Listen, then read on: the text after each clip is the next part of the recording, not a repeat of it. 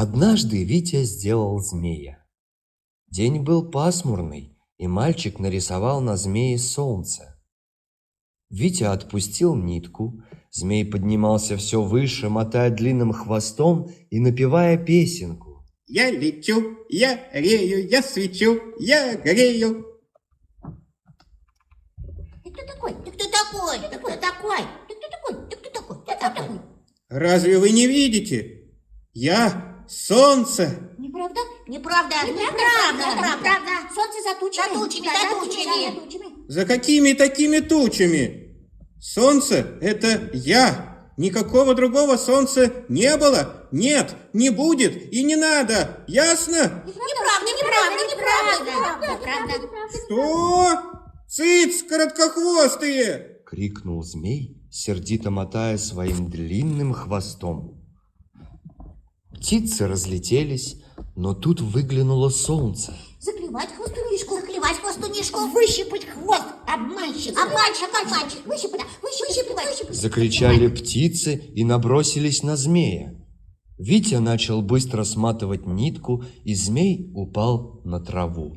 Что ты там натворил? А что? И пошутить нельзя. Шути, но зачем же врать и хвастаться? Ты должен исправиться. Вот еще новое дело.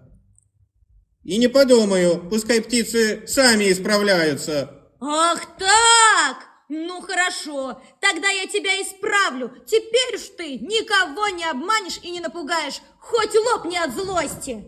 Ой. Мальчик взял кисть и краски и превратил нарисованное солнце в смешную рожицу. Змей опять полетел в небо, распевая песенку. Я лечу, я парю, что хочу, то творю. Он и дразнился, и врал, и хвастался, но теперь все видели его смешную рожицу и думали, что он шутит, а он совсем не шутил. Я солнце! Слышите? Я солнце! Смешил, уморил. С тобой, брат, не заскучишься.